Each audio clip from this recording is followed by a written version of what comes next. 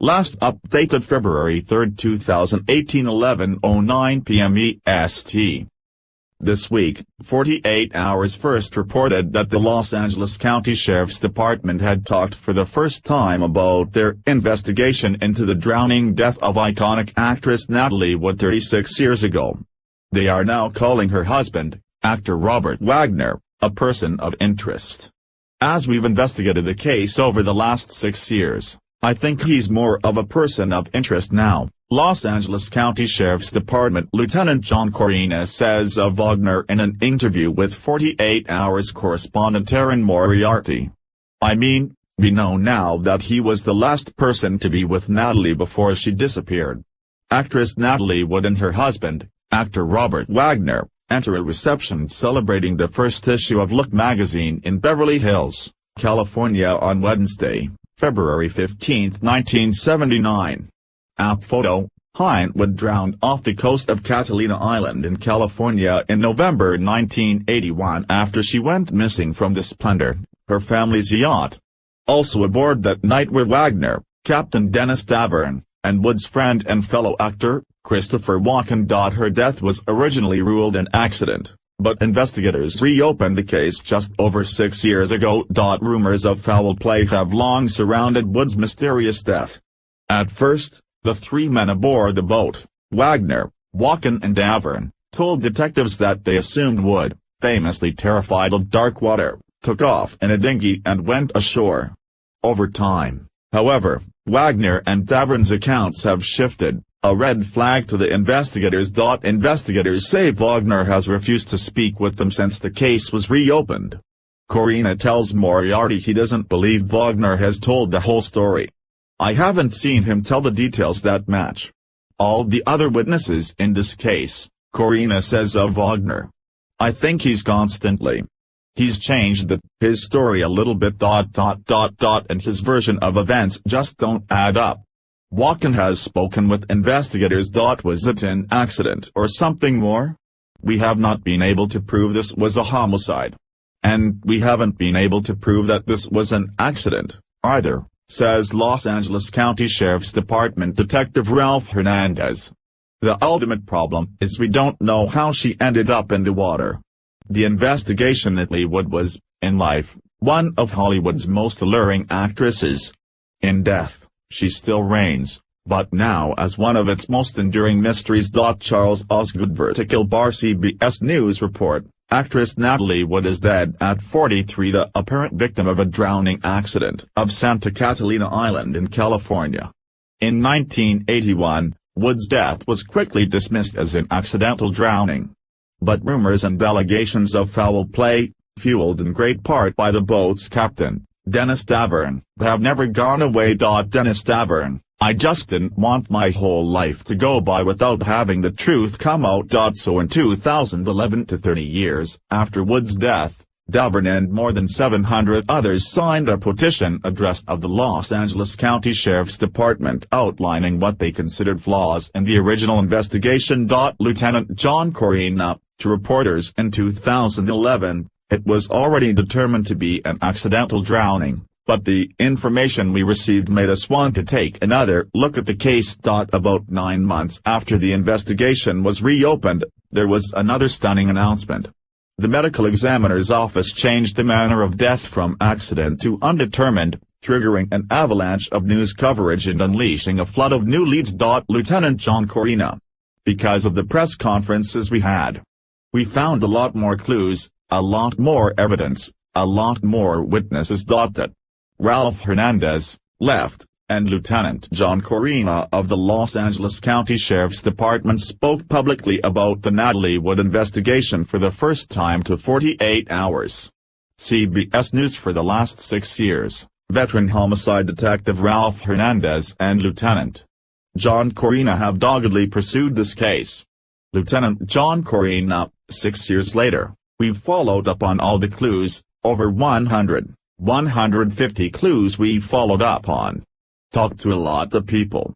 These detectives even traveled to Hawaii twice to comb the Wagner's yacht for clues. It was docked there by its new owner. 2012, LA County homicide detectives investigate Natalie Wood family boat in Hawaii. 48 hours showed up in Hawaii, but the detectives wouldn't talk then and have refused to speak for 6 years, until now. For the first time, they are speaking publicly about evidence they've uncovered, and there's a lot to tell. Erin Moriarty, does that evidence lead you to believe that whatever happened to Natalie Wood was not an accident? Lieutenant John Corina, it does. It actually confirms my suspicions even more that what was originally reported isn't exactly what happened. Natalie Wood's autopsy report. Los Angeles Coroner's Office. They point to the numerous bruises on Wood's body that were photographed and noted in the autopsy report. It's some of those bruises and where they were located that played a big part in convincing a medical examiner to change the manner of death. Erin Moriarty, why are all these bruises suspicious to you? That Ralph Hernandez, because she looked like the victim of an assault. February 1, 2018. Natalie Wood's drowning death probed as suspicious death. Sheriff official says another red flag. The story. The three men on the boat, Captain Dennis Davern, actor Christopher Walken and Robert Wagner, told the original investigators. Lt. John Corina, it didn't fit the smell test, you know. It didn't make sense. All three men told police that they assumed Wood had left the Splendor on the yacht's dinghy, despite the late hour and stormy weather. Lieutenant John Corina, that didn't even make any sense to me. Why would Natalie Wood, this big movie star, try to go out on a dinghy in the middle of the night in her socks, in her pajamas at midnight, in rough seas? That story also makes no sense to Natalie's younger sister, actress and former Bond girl, Lana Wood. Erin Moriarty, is there any possibility that she would get in that boat and leave? Lana Wood, no, not with a gun to her head. Natalie Wood reportedly had never operated the dinghy on her own, and there was her well-documented lifelong fear of dark water. Natalie Wood, from biography, I've always been terrified, still am, of water, dark water, sea water. Lana Wood, when I think of her in that water, in the dark, in the cold, and the one thing that she feared was water, and that's where she finishes her life. Sam Kashner, Vanity Fair contributing editor, I know it's a cliché, but she really was America's sweetheart. Sam Kashner, America had grown up with her. She was the little doubting girl in Miracle on 34th Street, and then, she was running with that sort of trouble pack and rebel without a cause. And then, of course, that incredible performance in Splendor in the Grass. She was in West Side Story, and Gypsy, and some of these great iconic films of the early 60s. By the time she was 18, Wood had her first of 3 Academy Award nominations. In 2008, Robert Wagner, also known as RJ, talked about Natalie on CBS Sunday Morning. Robert Wagner, CBS Sunday Morning, she was so gifted. She was a very, very fine actress.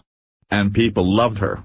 You know, they adored her. He recalled their first date when Natalie was just 18 and RJ was 26. Robert Wagner, CBS Sunday Morning, I started taking her out after that. And one thing led to another, and a year later we were married. Erin Moriarty, was Natalie in love with RJ when they first got married? Lana Wood, she was madly in love with him. He was the perfect golden boy. Actress Natalie Wood and actor Robert Wagner cut their wedding cake after their wedding in Scottsdale, Arizona, on December 28, 1957. Apt photo. But the pressures of living under Hollywood's relentless scrutiny weighed heavily on the marriage, says close family friend Mart Crowley. Mart Crowley, they were hounded by the press.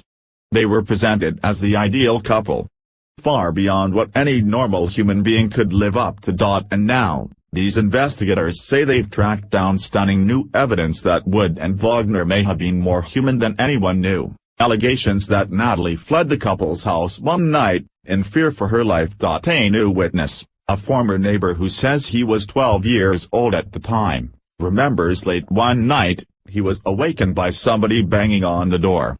It was Natalie Wood. Lieutenant John Corina. She was so afraid of him. She ran to a neighbor's house yelling, "He's gonna kill me!" and looking for help and looking for safety. and so a neighbor took her and according to the witness, Wood stayed the night and returned home the next morning. But so far, that's the only episode of alleged violence investigators have found. After just 4 years, the couple's first marriage came to a bitter end, and Wood began dating Hollywood heartthrob Warren Beatty. Robert Wagner, CBS Sunday Morning, his career was on fire. And our relationship was gone. And why not? He was in love with her. Wagner admitted that Wood's stardom and his own insecurities probably tore them apart. Robert Wagner, CBS Sunday Morning, it was basically my inadequacy that didn't make it work. It made me feel very sad, and very broken-hearted. And, I felt, I had failed in the relationship. And I never thought that I'd ever get it back again. Mart Crowley, both of them were besotted with each other. After they got divorced, they went on to other partners and had children, but those marriages didn't work out and eventually they found each other again and got back together and got married a second time. Erin Moriarty, how did you find out she was going back with R.J. Wood? A dinner party. Family only. R.J. was there in the living room. Aunt. She announced that, R.J. and I are going to be remarried. Wow. And all she did was she looked down, and she said, sometimes, it's better to be with the devil you know than the devil you don't. Wagner sees it differently. Robert Wagner, CBS Sunday Morning, we felt that we had found something that was so precious to us, and it was, that we did everything in the world we could to protect it. They remarried, had a daughter named Courtney and were together for 9 years. Until that final fatal voyage to Catalina Island. Tension aboard the Splendor. On a miserable cold and rainy Friday in November 1981, the Splendor departed Marina del Rey with Natalie Wood, Robert Wagner, Captain Dennis Tavern and one of Hollywood's hottest young actors, Christopher Walken. Sam Kashner. As soon as Chris Walken walked up the gangplank to the Splendor in his peacoat with the collar turned up, Robert Wagner took an instant dislike to him. Chris was fresh off winning the Academy Award for The Deer Hunter. Walken was now shooting a film with Wood and there were rumors of an affair. Dennis Tavern, you could see a little bit of jealousy from Robert Wagner. It just kept getting more tense.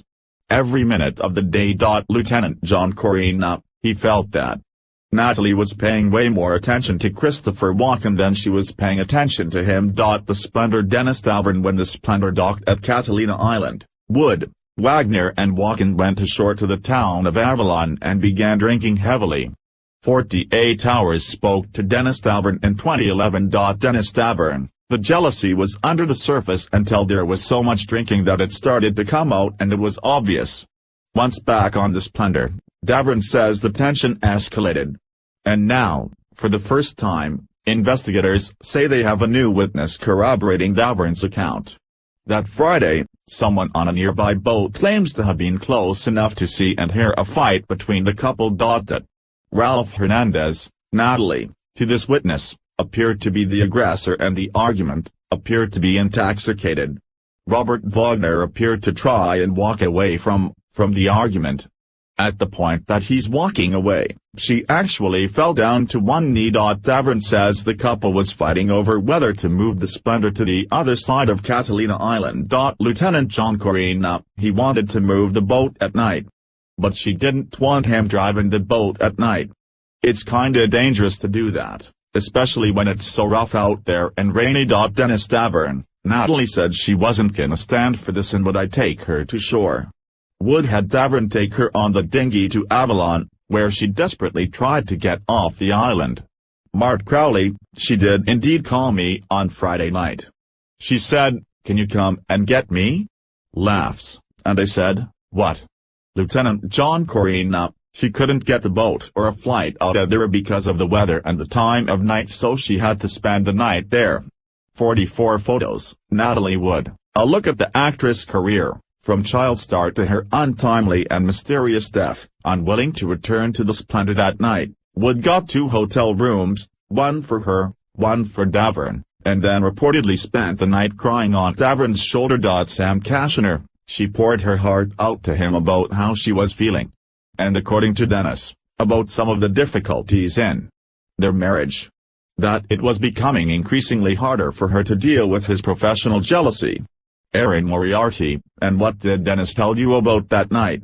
Lana Wood, that she was furious. That she was talking about leaving him. Erin Moriarty, leaving him, not just leaving for the weekend. Lana Wood, no, leaving him, divorcing, leaving. Lieutenant John Corina, he felt that if she had gone back to the mainland that night, she was so angry, she would have divorced Wagner. The next day. The next morning, Saturday, Wood had a change of heart. Dennis Davern, she decided, well hey, let's go back to the boat and let's see if we can smooth everything over here and I'll make a nice breakfast. Davern says things did get better, at first. Natalie even agreed to let Wagner move the yacht to the other, far more desolate side of the island. But by that evening things were once again tense, says Davern, when he and Wagner joined Walken and Wood, who had already gone ashore and were drinking at the bar.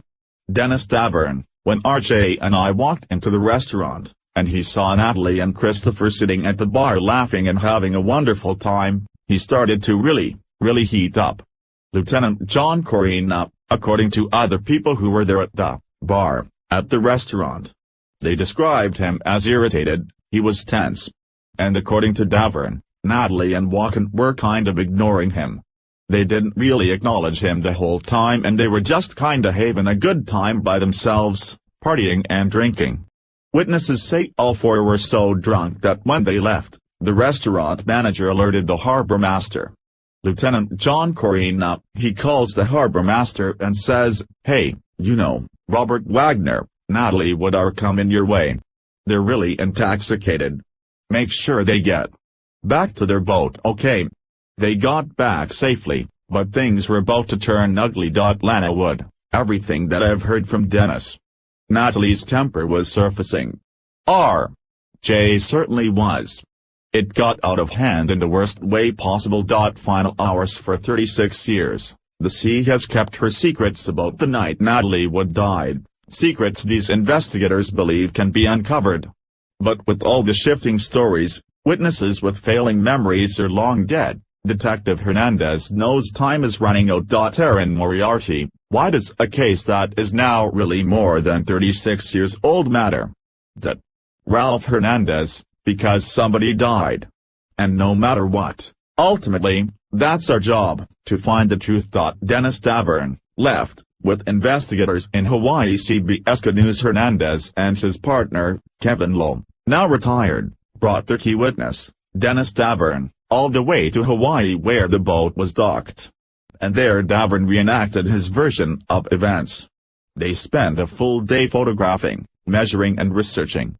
That Ralph Hernandez, we wanted to take Dennis Davern there just to see what kinda jog his memory and see what details and, again, get his perspective. Davern is a crucial but problematic witness. After initially telling police one thing, he changed his story, sold it to tabloid magazines and collaborated on a tell-all book. But Davern claims he was motivated by his conscience, not greed. Dennis Davern, I really don't just want money. What I really want is to give Natalie a voice. Erin Moriarty, you find him credible. Lieutenant John Corina, I find his story and his version of events when he talked to us, everything fit. Makes more sense of what happened and is corroborated by other people. Saturday, November 28, 1981, around 10:30 p.m. Davern told investigators that problems between Robert Wagner and his wife, building for 2 days, exploded when they returned to the Splendor after dinner. Wood, by then in her flannel nightgown and warm socks, joined Walken, Davern and Wagner in the salon, the living area of the boat. Dennis Davern, Natalie puts on the kettle to have a cup of tea. I light a couple candles. I open the bottle of wine. Natalie and Christopher continued to giggle. Just having fun. And then Robert Wagner, out of the clear blue, picked up the bottle of wine and smashed it. Lieutenant John Corina, it breaks and goes everywhere. And he yells at Walken, what are you trying to do, F, my wife? Aunt. Everything just kinda stops. Dennis Davern, Natalie, she said, I cannot take this, and she went into her room. According to Davern, Walken also went to his room. Dennis Davern, then RJ went into Natalie and RJ's room. Started arguing, yelling. Things being thrown about. At that point, Davern also leaves and goes up to the bridge at the top of the boat, says Corina. Lieutenant John Corina, he hears them arguing. The arguings get louder. And he hears a lot of thumping. He says it sounds to him like there's a physical fight going on inside there, to the point where he's so concerned, he walks back down and he knocks on the door. Lieutenant John Corina, and Robert Wagner opens the door and he says he has this crazed look on his face, and he says, "Is everything okay, boss?" And he's like, "Go away." He looked so angry. He says, "I was worried about my own safety, that I left. I went back up to the bridge." Davern told investigators that his line of sight was blocked by the boat's range shield, but he heard everything. Dennis Davern, the fighting continued. And then, to the back of the boat. I was concerned that something really bad was going down, because the fighting, the arguing was so intense. Until now, Davern has been the only person to put both Robert Wagner and Natalie Wood outside on the back of the boat arguing Saturday night before she died. Lieutenant John Corina, to reporters in 2011, "We have received information, which we thought was substantial. But after the press conference reopening the case, investigators got a huge break." Two new witnesses told detectives they not only heard the fight, one of them says she saw it. That Ralph Hernandez saw figures on the back of the Splendor, a male and a female, whose voices they recognized as being Robert Wagner and Natalie Wood arguing in the back of the boat. Erin Moriarty, and how credible are these new witnesses? Lieutenant John Corina, they're very credible. They have no reason to lie. And their story matches what Dennis Davern says. Like Davern, both witnesses say the argument stopped suddenly. Dennis Davern, and then all of a sudden there was nothing, complete silence. Nothing but the sounds of a rough sea on a cold, dark November night, says Corina. Lieutenant John Corina, no one saw anybody go in the water. Nobody heard a splash. Nobody heard anything. They just heard the argument and then silence. There was one woman, in the months following Wood's death, who said publicly that she heard a woman calling for help. But Corina now thinks she was mistaken. And Davern says 10 minutes after the fight ended, he finally went back downstairs. Lieutenant John Corina, Robert Wagner's now in the stateroom. And he sees Robert Wagner is crying. And he says, "Natalie's gone. She's missing." Corina says Robert Wagner then tells Davern to go search the boat for her. Lieutenant John Corina, he can't find her anywhere. He comes back out and tells him, "I can't find her." Robert Wagner tells her, "Sick, oh, the dinghy's now missing as well." Corina and Hernandez think it's possible that someone could have untied the dinghy while Davern searched the boat. Dennis Davern, "I didn't untie it. Christopher didn't untie it. I don't think Natalie would have untied it." Davern says Wagner refused to call for help.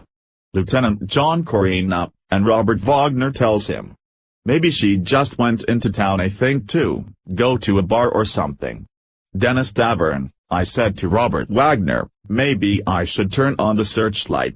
He said, don't do that."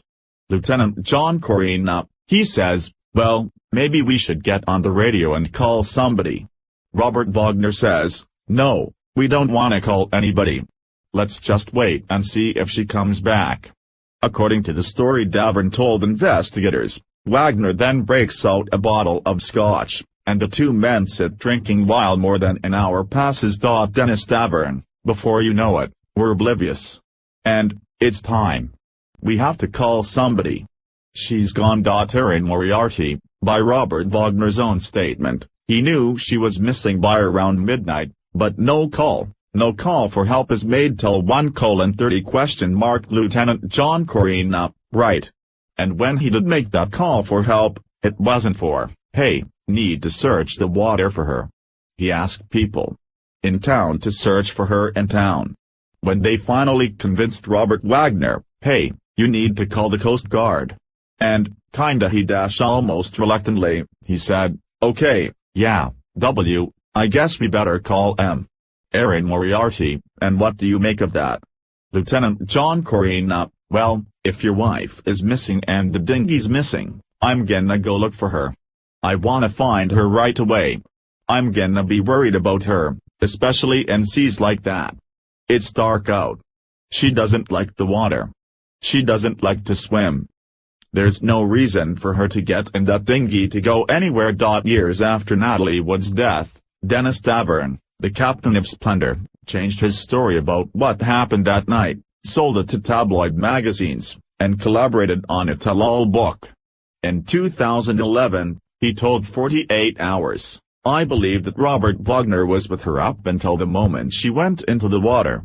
Dennis Davern and Marty Rulli. Lieutenant John Corina, "If she wanted to go somewhere, she would ask Dennis Davern to take her somewhere, like she did the night before when she wanted to go into town. He did. That's his job." Lieutenant John Corina, "It didn't make any sense, the story Robert Wagner was telling. And it still doesn't make any sense to me, to say that she would get in the dinghy by herself and take off." Dennis Davern, "She didn't even know how to start it." Lana Wood, "She wouldn't do it in a nightgown. She didn't get the mail in a nightgown." After the Coast Guard was finally called about 3:30 a.m., over 3 hours after Natalie Wood was reportedly last seen alive, the search went into high gear. Wagner's friend, Islander Doug Bombard, jumped in his boat and joined in the hunt. At 7:44 a.m., he says he saw something red bobbing on top of the water. Doug Bombard, "It was about this far from shore where I found the body. The body was just basically hanging in that jacket. That jacket was buoying her up. She had a cotton nightgown on, and her hair was floating, as you can imagine." When authorities arrived, Bombard headed to the Splendor to break the news to his friend, a moment Robert Wagner later recalled in the audio recording of his 2008 memoir, Pieces of My Heart. Robert Wagner, audiobook. "Doug pulled up and got out of his boat. 'Where is she?' I asked him. Doug looked at me. 'She's dead, RJ. Monies went out, everything went away from me.'" Dennis Davern, "I remember people coming on the boat saying that they had found Natalie Wood floating, that she had drowned. I just couldn't believe it." Shifting stories. News of Natalie Wood's sudden death at the age of 43 quickly spread across the globe. Family friend Mart Crowley will never forget getting the call. Mart Crowley, "When I picked up the phone it was RJ and he just screamed into the phone. 'She's gone.' Lana Wood, "I just couldn't believe it. I just couldn't. Things like that don't happen. And they don't happen to my sister, my family. And they don't happen to Natalie Wood. It's not real. But it was all too real for Dennis Davern." Soon after the movie star was found floating face down in the waters off Blue Cavern Point, Robert Wagner and Christopher Walken left the island in a police helicopter, leaving Davern the grim task of identifying Natalie Wood's body. Dennis Davern, "Robert Wagner asked me if I would identify her body, 'cause he didn't want to. It was the eeriest feeling I've ever had in my life, to look at her laying there, lifeless. It was so disturbing." Lieutenant John Corina, to Moriarty, "You would think he'd want to stick around and identify his wife and make sure her body was taken care of. That would be maybe what I would do. Maybe he's different." Corina understands that grief can do strange things to people. But that doesn't explain why, according to Davern, Wagner immediately came up with the story and told the men on the boat to stick to it. Dennis Davern, "Wagner was very serious about having the stories being the same." Dennis Davern, "It was kinda like, 'Here we are, okay, Dennis, Christopher, me, this is what it is. You got it? That's what it is. Okay? Okay? Okay. If all the stories are the same there's really not much to investigate." Davern says he now regrets going along with it, but Corina says he understands how it could have happened. Lieutenant John Corina, "You gotta understand. Davern back then. People mischaracterize him as the captain of the boat. He's not the captain of the boat. He's the caretaker of the boat. Robert Wagner's the guy who pays him. That's his meal ticket. If you look at Robert Wagner's statement at the time, they almost parrot each other. All three men told the original detective, Dwayne Rasher, that they thought Natalie had taken the dinghy ashore. The detective told 48 Hours in 2011 that he believed them. That Dwayne Rasher, I didn't doubt anything Robert Wagner told me. Christopher Walken, he basically told me the same story. It was pretty well confirmed. They assumed that she got in that Zodiac and went ashore. There was no mention of a fight. That Dwayne Rasher, I saw the shattered glass in disarray and I questioned Robert Wagner about that and says it happened sometime during their travels. Just due to rough seas. I had no reason to question him any further. Detective Rasher, who has since died, only interviewed Wagner one more time. It was the day after Natalie's funeral at the actor's bedside with his attorney present. That Dwayne Rasher, when I interviewed Robert Wagner, there was no indication of any jealousy, no problems. There was no sign of foul play in my mind. Coroner Thomas Noguchi agreed, saying, "It is a tragic accidental drowning." 2 weeks after the actress's death, the case was officially closed. But Tavern says his nightmare was just beginning. Dennis Tavern, I felt like I was a prisoner. Tavern says Wagner insisted he move into his guest house in Beverly Hills. Dennis Tavern, I was to stay indoors at all times, not communicate with anybody. Eventually, Tavern left California for the East Coast, but was never able to escape the past. Dennis Tavern, I think he was in a way hunted down by his own conscience. He really seemed like a hunted man. In the early 1990s, Lana Wood says a tormented, seemingly inebriated Dennis Tavern started calling her Erin Moriarty. What, specifically, did he tell you? Lana Wood, he said, it wasn't an accident. And he said, it was ugly. Lana Wood says she didn't want to believe it at first. Lana Wood, I didn't want to think that. But there are so many things that are just facts. She has since become one of R.J. Wagner's harshest critics, going so far as to publicly accuse him of foul play. Erin Moriarty, do you think she was pushed in the water? Lana Wood, yes. Erin Moriarty, do you believe it was her husband R.J. Wagner? Lana Wood, absolutely. Yes. Like Tavern, Lana Wood, who has a long, bitter history with Wagner, has been accused of exploiting Natalie's death for money and attention. Something she denies. Lana Wood, it's just time for the truth. It's time to stop the lies and the deception and the finger-pointing.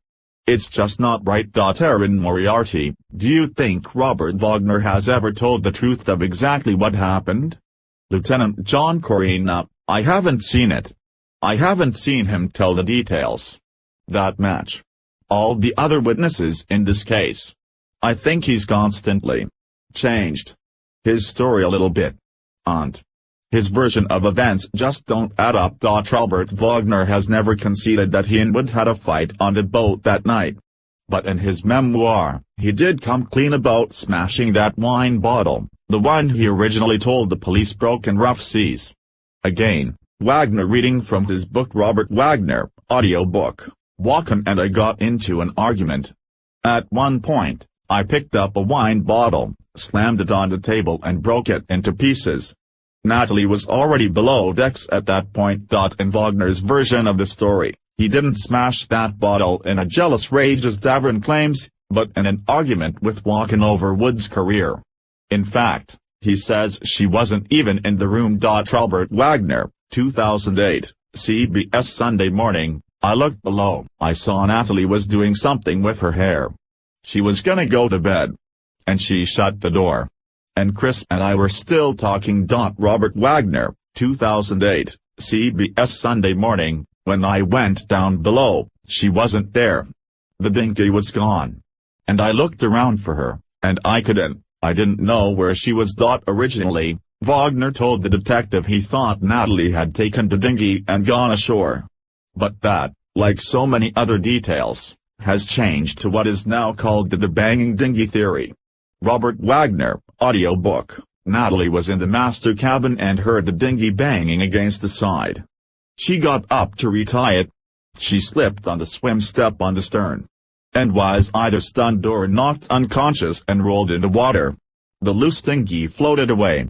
My theory fits the few facts we have. Dennis Davern, that story is 100% false.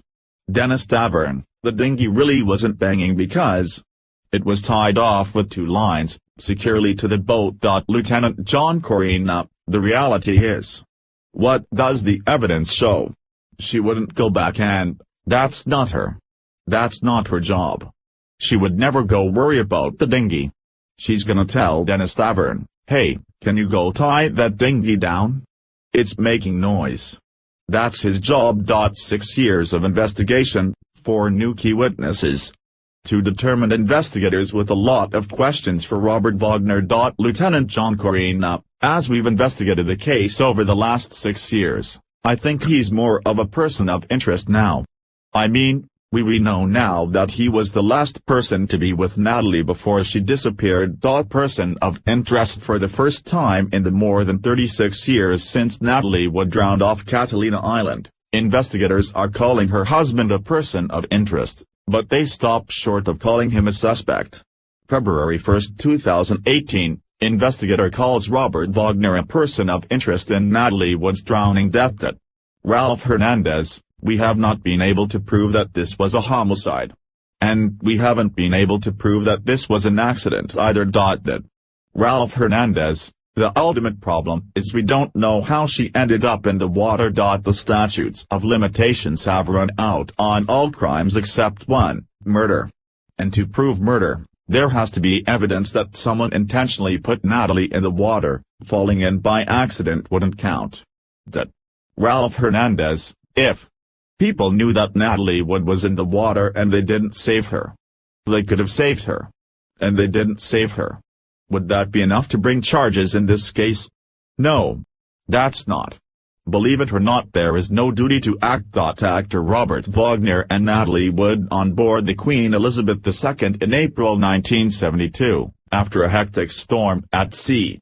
App photo, Steve Wood. Robert Wagner, 2008, CBS Sunday Morning. Believe me, if she had called out or she had made any noises, or if we'd heard anything, we were 3 of us there. We would have done something. Nobody heard anything. But investigators remain troubled by the evidence they do have, the witnesses who talk about a fight on the back of the boat, and the number and locations of fresh bruises on Natalie's body. Ralph Hernandez, I think I've been a cop long enough to see. Those appear to be assaultive in nature. Could the bruises have instead come from a drunken fall? Perhaps. But investigators think the circumstantial evidence, the fight, the alcohol, the jealousy, may suggest another scenario.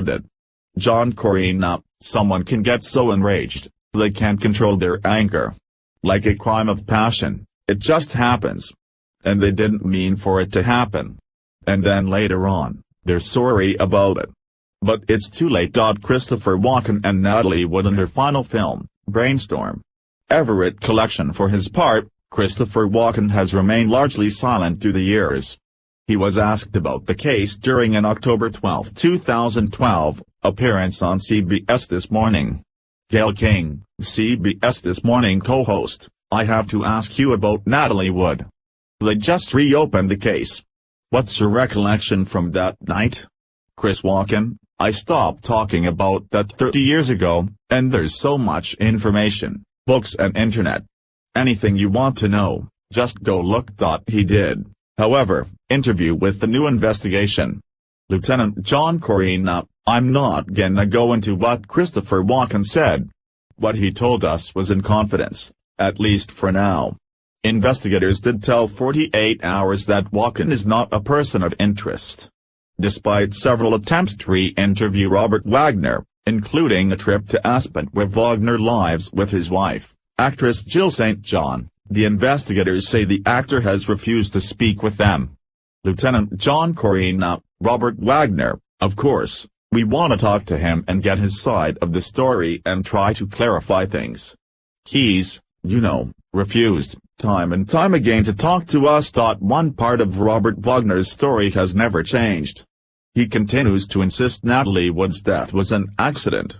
But there is a part of him that blames himself. Robert Wagner, 2008, CBS Sunday Morning, when you're in love, you're responsible for the other one. She's responsible for me and I was responsible for her. And, you know, this accident that occurred, I wasn't there. I wasn't there for her. And that's always within me. Robert Wagner will turn 88 next week. Natalie would have turned 80 this coming July. A sad milestone for those who loved her. Dennis Tavern, it really does pain me, to this day, to know that she is gone when she really had a whole life in front of her. Lana Wood, I was 35 when Natalie died, and I am now 71. Before my life is over, I would like to put Natalie's to rest by knowing the truth. By speaking out, Lieutenant Corina ended. Hernandez are hoping new witnesses will come forward, either someone who saw something, heard something or was told something. Someone who will help answer the question once and for all, how did Natalie Wood end up in the water? Like any cold case, they intend to work it until it's solved. That Ralph Hernandez, we're not ever gonna close it until we get to the truth. 48 Hours requests to interview Robert Wagner and Christopher Walken were declined by their representatives. The Splendor is currently up for sale.